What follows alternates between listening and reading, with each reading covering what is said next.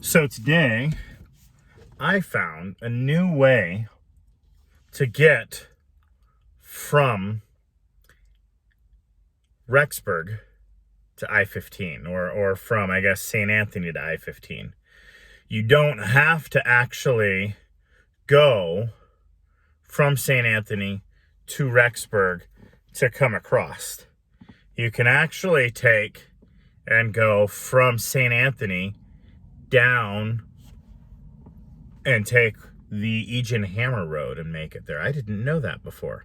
It's kind of a fun little drive. It's mostly dirt, a lot of up and downs and arounds, a couple of quick turns, and then all of a sudden you appear at what looks like a little city, but it's the Larson Farms. You've got potato farms, you got hay farms, you've got, looks like a couple of, quite a few meat cows.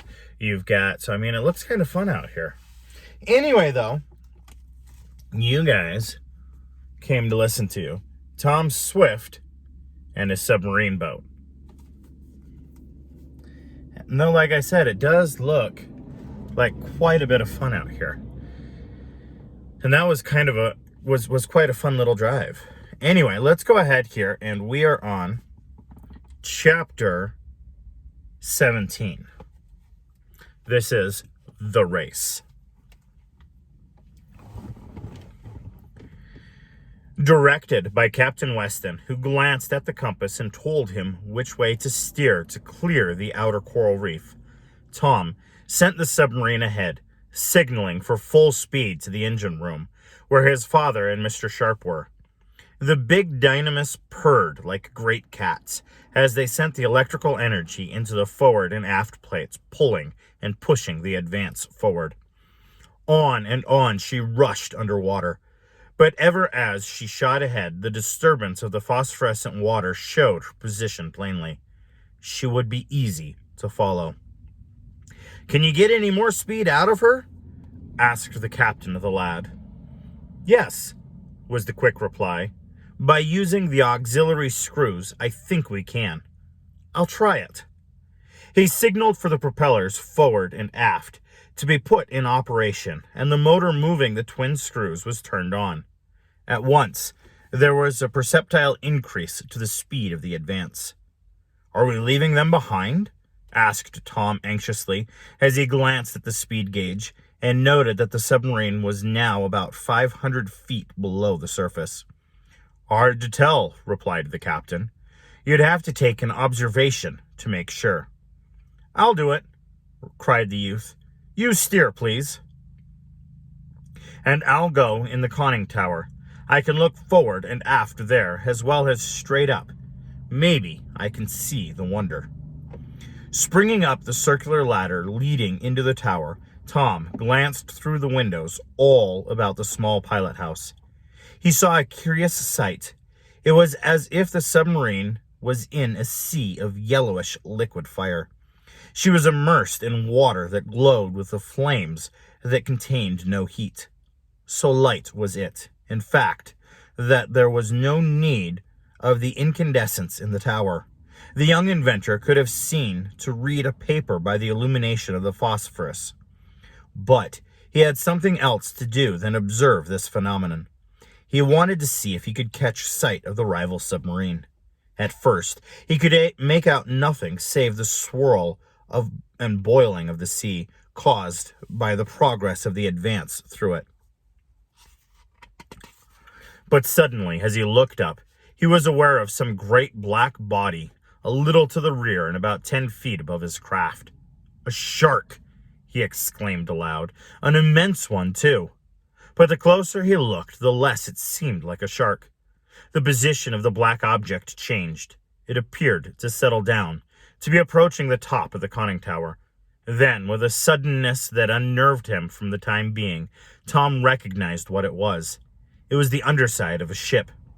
He could see the plates riveted together, and then, as he noted the rounded, cylindrical shape, he knew that it was a submarine. It was the Wonder. She was close at hand and creeping up on the Advance. But what was more dangerous, she seemed to be slowly settling in the water. Another moment, and the great screws might crash into the conning tower of the Swift's boat and shave it off. Then, the water would rush in, drowning the treasure seekers like rats in a trap. With a quick motion, Tom yanked over the lever that allowed more water to flow in the ballast tanks. The effect was at once apparent. The Advance shot down toward the bottom of the sea. At the same time, the young inventor signaled to Captain Weston to notify those in the engine room to put on a little more speed. The Advance fairly leaped ahead, and the lad, looking up through the bullseye in the roof of the conning tower, had the satisfaction of seeing the rival submarine left behind. The youth hurried down into the interior of the ship to tell what he had seen, and explain the reason for opening the ballast tanks. He found his father and Mr. Sharp somewhat excited over the unexpected maneuver of the craft. "So they're still following us?" murmured Mr. Swift. "I don't see why we can't shake them off." "It's on account of this luminous water," explained Captain Weston. "Once we are clear of it, it will be easy, I think, to give them the slip. That is, if we can get out of their sight long enough. Of course, if they keep close after us, they can pick us up with their searchlight, for I suppose they carry one." "Yes," admitted the aged inventor. "They have as strong a one as we have. In fact, their ship is second only to this one in speed and power. I know, for Bentley and Eggert showed me some of the plans before they started it and asked my opinion. This was before I had a notion of building a submarine. Yes, I am afraid we'll have trouble getting away from them." "I can't understand this phosphorescent glow keeping up so long," remarked Captain Weston. "I've seen it in this locality several times, but it never covered such an extent of the ocean in my time. There must be changed conditions here now." For an hour or more, the race was kept up. The two submarines forged ahead through the glowing sea. The Wonder remained slightly above and to the rear of the other. The better, too, kept sight of her. And though the Advance was run to her limit of speed, her rival could not be shaken off. Clearly, the Wonder was a speedy craft. It was too bad that we've got to fight them, as well as run the risk of lots of other troubles which are always present when sailing underwater, observed Mr. Damien, who wandered about the submarine like the nervous person he was. "Bless my shirt studs! Can't we blow them up or cripple them in some way? They have no right to go after our treasure." "Well, I guess they've got as much right as we have," declared Tom. "It goes to whoever reaches the wreck first. But what I don't like is their mean, shaking way of doing it. If they went off on their own hook and looked for it, I wouldn't say a word. But they expect us to lead them to the wreck, and then they'll rob us if they can. That's not fair." "Indeed it isn't," agreed Captain Weston, "if I may be allowed the expression. We ought to find some way of stopping them. But if I'm not mistaken," he added quickly, looking from one of the port bullseyes, "the phosphorescent glow is lessening. I believe we are running beyond that part of the ocean." There was no doubt of it. The glow was growing less and less, and 10 minutes later the Advance was speeding along through a sea as black as night. Then, to avoid running into some wreck, it was necessary to turn on the searchlight. "Are they still after us?" asked Mr. Swift of his son as he emerged from the engine room, where he had gone to make some adjustments to the machinery with the hope of increasing the speed. "I'll go look," volunteered the lad. He climbed up into the conning tower again, and for a moment as he gazed back into the black waters swirling all about, he hoped they had lost the Wonder. But a moment later his heart sank as he caught sight through the liquid element of the flickering gleams of another searchlight, the rays undaunting through the sea. "Still following," murmured the young inventor. "They're not going to give up, but we must make them. That's all." He went down to report what he had seen, and a consultation was held. Captain Weston carefully studied the charts of part of the ocean, and finding that there was a great depth of water at hand, proposed a series of evolutions. "We can go up and down. Shoot first to one side and then the other," he exclaimed. "We can even drop down to the bottom and rest there for a while. Perhaps in that way we can shake them off." They tried it. The Advance was sent up until her conning tower was out of the water, and then was suddenly forced down until she was but a few feet from the bottom. She darted to the left, to the right, and even doubled and went back over the course she had taken. But all to no purpose. The Wonder proved fully as speedy, and those in her seemed to know just how to handle the submarine, so that every evolution the Advance was duplicated. Her rival could not be shaken off. All night this was kept up, and when morning came, though only the clocks told it, for eternal night was below the surface, the rival gold seekers were still on the trail. "They won't give up," declared Mr. Swift hopelessly. "No, we've got to race them for it, just as Berg proposed," admitted Tom. "But if they went a straight-way race, we'll give it to them. Let's run her to the limit, Dad." "That's what we've been doing, Tom." "No, not exactly, for we've been submerged a little too much to get the best speed out of our craft.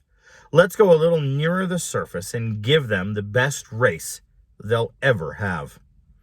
Then the race began, and such a contest of speed it was, with her propellers working to the limit and every volt of electricity that was available forced into the forward and aft plates. The Advance surged through the water, about 10 feet below the surface, but the Wonder kept after her, giving her knot for knot.